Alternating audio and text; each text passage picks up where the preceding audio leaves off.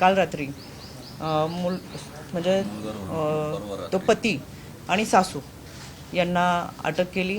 त्यांना 31 तारखेपर्यंतची PC लागू झालेली आहे. अजून 2 आरोपी फरार आहेत, पण ते आज उद्या 2 दिवसामध्ये निश्चितपणाने विशेष पथकाच्या माध्यमातून सोडून कळू. दुसरी गोष्ट, आज या ठिकाणी मी मगर कुटुंबियांची भेट घ्यायला आले. यामध्ये आमची मेडिकल टीमसुद्धा उपस्थित राहिलेली आहे. त्यांनाही आवर्जून यासाठी बोलवलं. खऱ्या अर्थानं PCPNDT ॲक्टच्या प्रोसेसनुसार गर्भनिधन चाचणी करणं कायद्याने गुन्हा आहे आणि तरीसुद्धा पहिली मुलगी आहे म्हणून दुसऱ्यांदा प्रेग्नेन्सी राहिल्यानंतर 5 महिन्यानंतर तिचं ॲबॉर्शन केलं जातं.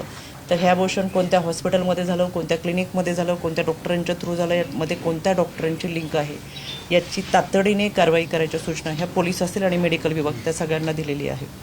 यामध्ये आमचा जिल्हा महिला बालविकास विभागसुद्धा आहे.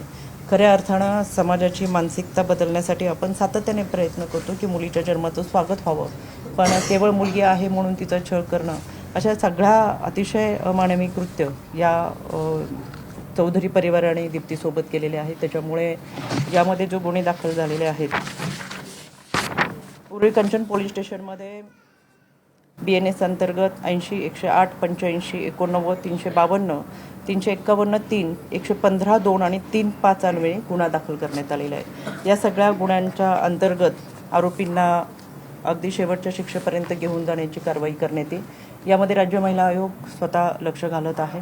त्याचबरोबर एक जनजागृती मोठ्या प्रमाणात आजही समाजामध्ये होणं फार गरजेचं आहे. मला या निमित्तानं आवर्जून सांगायचं आहे, आपण सासरी जेव्हा मुलीला पाठवतो तर खऱ्या अर्थाने आम्ही महिला भगिनी संसार इतक्या काटकाळजीने करत असतो की बाजारात गेल्यानंतर कोथिंबीरीची जुडीसुद्धा 4 वेळा भाव करून कमी करत असतो. इथं तर लग्नाच्या बोहल्याच्या बाजारावरती जेव्हा मुलगी उभी असते तेव्हा तिच्यासाठी कोणीतरी लिलाव मांडते की काय अशी परिस्थिती निर्माण झालेली असते आणि सहजासहजी आपण सुद्धा त्या सगळ्या गोष्टी स्वीकारत जातो. त्याच्यामुळे मुलगी सासरी जेव्हा पाठवतो तेव्हा खऱ्या अर्थानं सासरच्या लोकांनी त्या मुलीबरोबर लग्न केले का आपल्या पैशाकडे पाहून पैशाबरोबर लग्न केले हा प्रश्न पडतो आणि अशी माणसं समाजामध्ये विकृत प्रवृत्तीने वावरतात आणि खऱ्या अर्थानं त्यांची भूक कधीच भागणारी नसते. म्हणून मला या निमित्तानं माझ्या तमाम महिला भगिनींना आव्हान करायचं आहे की बाईपणाची लढाई आपण सगळेजण लढलो आहे, पण भारतरत्न डॉक्टर बाबासाहेब आंबेडकरांनी तुम्हाला आणि मला संविधानाची घटना, कलम, कायदा यासाठी दिला आहे की तू माणूस म्हणून जग. आणि म्हणून आता आईपणाच्या लढाईमध्ये आम्ही खऱ्या अर्थानं सगळ्यांनी पुढे येऊन सासरी नांदणाऱ्या प्रत्येक मुलीला आवर्जून सांगितलं पाहिजे की तू जर सासरी नांदत असेल, तुला त्रास होत असेल तर माहेरचे दरवाजे तुझ्यासाठी कायम उघडे, तू कधी ये, तुझ्या लढ्यासाठी आम्ही समर्थन करू. आणि म्हणून तिच्याबरोबर उभी राहण्याची खऱ्या अर्थानं वेळ आहे. त्या अशा घटना, खरं महाराष्ट्राचे कायदे इतके स्ट्रॉंग आहेत, भारतातल्या सगळ्या कायद्यांमध्ये महाराष्ट्राचे कायदे हे कडकपणे अंमलबजावणी केली जातात, पण आम्ही खऱ्या अर्थानं याला जाब कधी विचारणार हा प्रश्न आहे. आणि म्हणून मला आवर्जून सांगायचं आहे, ज्या वेळेस कौटुंबिक हिंसाचाराच्या घटना घडतात त्यावेळेस तुम्ही घरातून सुद्धा 112 क्रमांकावरती तक्रार देऊ शकता. नवीन कायद्यानुसार ऑनलाईन पद्धतीने तक्रार देऊ शकता, जी गोपनीयता ठेवली जाते. बीट मार्शल दामिनी पथक भरोसा सेलमध्ये सुद्धा काउन्सिलिंग करून त्याच्यासाठी तोडगा काढला जातो. वन स्टॉप सेंटर म्हणजे एका छताखाली वकील देणं, मेडिकल करणं आणि या सगळ्या कायद्याच्या प्रक्रियेमधून पार करण्यासाठी त्या संबंधित महिलेला मदत केली जाते. असे 5 ते 6 व्यासपीठं ही केवळ कौटुंबिक हिंसाचारासाठी मोठ्या प्रमाणामध्ये सहकार्य करण्यासाठी महिलांसाठी उपलब्ध आहेत. म्हणून आपल्या माध्यमातून मला आवर्जून आव्हान करायचं आहे की असा कुठेही अजूनही तुम्हाला महिला भगिनींना त्रास होत असेल तर जरूर या सगळ्या ठिकाणी आपण तक्रार नोंदवावी. ही पोलीस यंत्रणा असेल, त्या पोलीस यंत्रणेबरोबर काम करणारे काउन्सिलिंग सेंटर असेल, जिल्हा महिला बालविकास विभाग असेल, हे आपल्या मदतीसाठीच आहेत. आणि या संपूर्ण घटनेमध्ये आरोपीला अगदी फाशीच्या शिक्षेपर्यंत घेऊन जाण्यासाठी सुद्धा आम्ही प्रयत्न करू. यामध्ये राज्य महिला आयोगाच्या वतीनं आम्ही स्वतः चार्जशीट दाखल करूपर्यंत आणि पुढे प्रक्रिया करेपर्यंत सोबत राहू, हे निश्चितपणे मी मगर कुटुंबियांना सांगतो. धन्यवाद. पोलिसांवर आरोप केले गेले की 5.5 तास त्यांचा गुन्हा दाखल करून घेतला गेला नाही, तर त्यात तुम्ही काही माहिती घेतली का? त्यात तुम्हाला काही तथ्य आढळलं? याच्यामध्ये खरं पोलिसांकडे मी या सगळ्या गोष्टींची चौकशी केलेली आहे, पण जो सुरुवातीचा कालावधी असतो तो डेड बॉडी हॉस्पिटलला ठेवून त्याच्यानंतर गुन्हा दाखल करणं या कालावधीमध्ये गेलेला आहे. याच्या संदर्भात सविस्तर आपल्याला DYSP तडसर सांगते. गर्भलिंग निदान केलं, बळजबरी असाही एक मुद्दा त्यात होता, तर त्या संदर्भानं काय नेमकी तपशील तुमच्याकडे आलेले आहेत, त्यात काही तथ्य आहे? याच्यामध्ये गेली 4 वर्ष राज्य महिला आयोगाच्या अध्यक्ष नात्याने काम करत असताना आम्ही गर्भनिधन PCPNDT ॲक्टनुसार धडक कारवाई करण्यावरती फार मोठी मोहीम राबवलेली आहे. पण अजूनही शोकांतिका ही आहे की मुलगी नको आणि म्हणून मुलीचा गर्भ असेल तर तिचं ॲबॉर्शन झालंच पाहिजे, ही मानसिकता समाजाची का बदलत नाही. आणि याच्यामध्ये कुठेतरी आम्हीच आहोत. एका मुलीचा जन्म असून सुद्धा मुलगी म्हणून आम्ही जेव्हा जगतो, एक स्त्री म्हणून जगतो, एक बाई म्हणून जगतो, तरी सुद्धा एका मुलीचा जन्म आम्हाला नको असतो. त्याच्यामध्ये कुठली तरी सासू असते, कोणतरी नणंद असते, कोणीतरी आई असतं.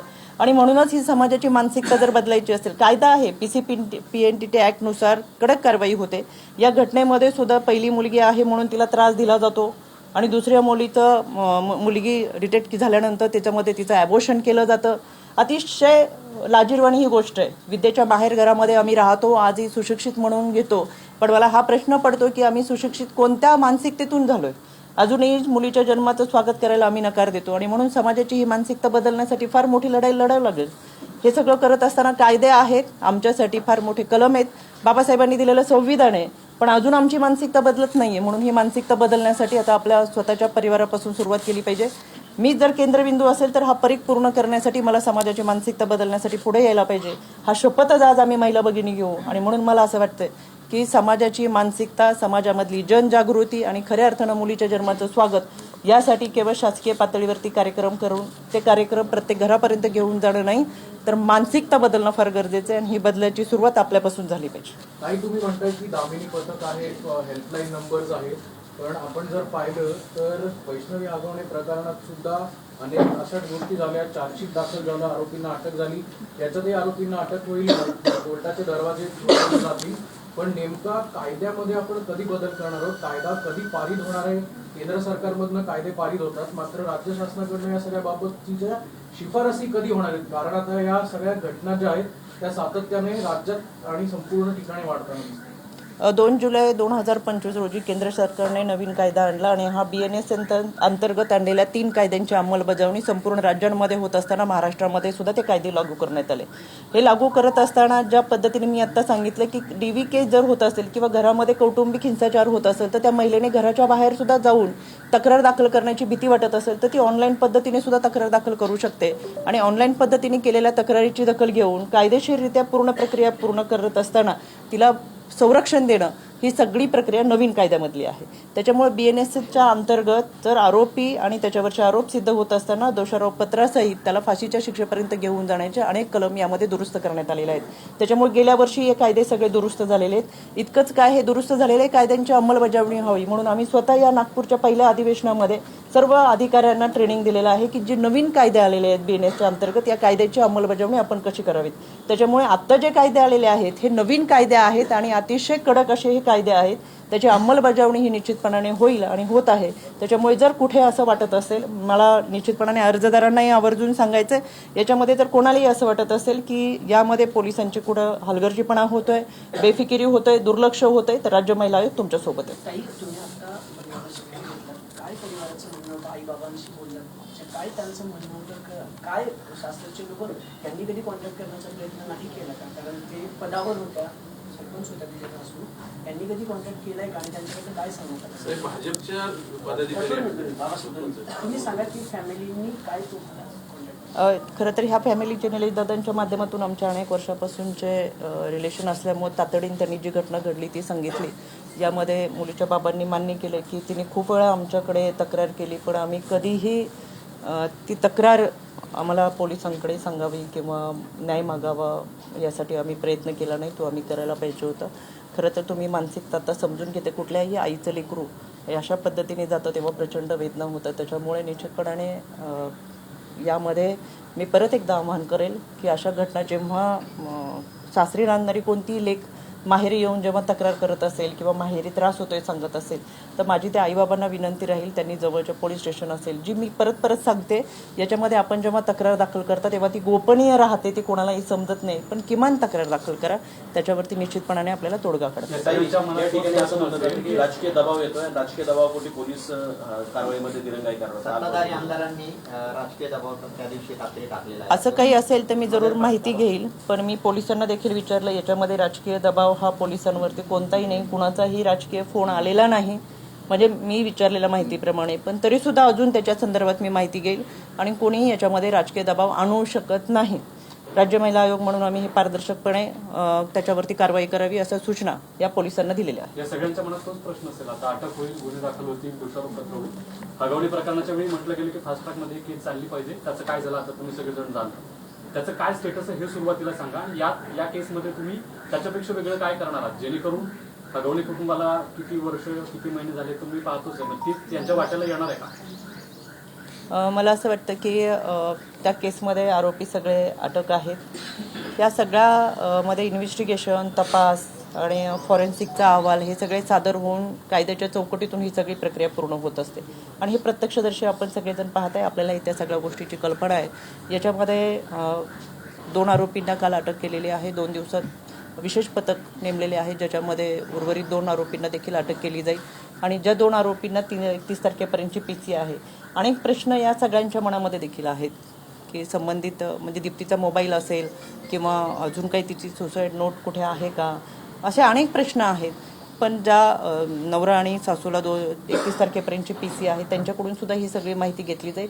आणि आता पोलीस तपास सुरू झाल्यानंतर निश्चितपणाने जे काही प्रश्न आहेत त्या सगळ्यांच्या प्रश्नांची उत्तरं नक्कीच मिळतील, त्याची शाश्वती आम्ही देऊ. त्यांना 2 वर्षाचं बाळ आहे, त्याच्या संदर्भात काही निर्णय घेण्यात आलाय का? त्याची कस्टडी आणि बाकी सगळ्याचं काही ठरवलंय का? कुटुंबियांनी काय सांगितलं त्याच्यामध्ये? बाळ आता कुटुंबियांकडे ते घेऊन आलेले होते, त्यांच्या नातेवाईकांनी बाळ त्यांच्याकडे दिलेले. ही हुंडाबळीची केस आहे किंवा गर्भपाताची आहे किंवा एकूण ते सातत्याने मुलीला त्रास दिला जातो की तिकडचे पैसे आण मी काय प्रकारे म्हणतात? चंद्रकांतजी, मी आता तुम्हाला सगळे डिटेल्स सांगितले. जी FIR झाली, अजूनही आपल्याला तपासामध्ये बऱ्याचशा गोष्टी समजतील. आईवडिलांनी ज्या पद्धतीने तक्रार केली आहे, मला बाकीच्यांनी त्यांचे बंधू बरेच या ठिकाणी आहेत, त्यांनी ज्या पद्धतीने सांगितलं त्या पद्धतीने पूर्ण तपासामध्ये आपण नमूद केलेलं आहे. त्याच्याही पुढे जाऊन मी पोलिसांना सूचना दिलेल्या आहेत की अजूनही त्यावेळची मानसिकता थोडीशी वेगळी असते की सगळ्या गोष्टी आठवत नाही किंवा बराच ताण असतो. पण मी त्यांनाही सांगितलं, बाबांनाही सांगितलं की अजूनही तुम्हाला असं काय वाटलं की कधी दीप्तीने तुम्हाला काही सांगितलं असेल, काही पुरावे असतील किंवा अजून काही सांगायचं असेल तर ॲडिशनल म्हणून आम्ही निश्चितपणे याच्यामध्ये गुन्हे नोंद करून. आणि सगळ्याच गोष्टी एकाच वेळेस तपासामध्ये आपल्याला सांगता येणार नाहीत. अजून 2 आरोपी आणि ते सगळा तपास सुरू होत असताना बऱ्याचशा गोष्टी आपल्या समोर येतील. मला असं वाटतं की आजच सगळ्या गोष्टींवर भाष्य करण्यापेक्षा साधारणतः गुन्हे कोणते नोंद झालेले आहेत, आरोपी अटकेत येत आणि ही सगळी प्रक्रिया मी तुमच्या समोर मांडलेली आहे. अजून काही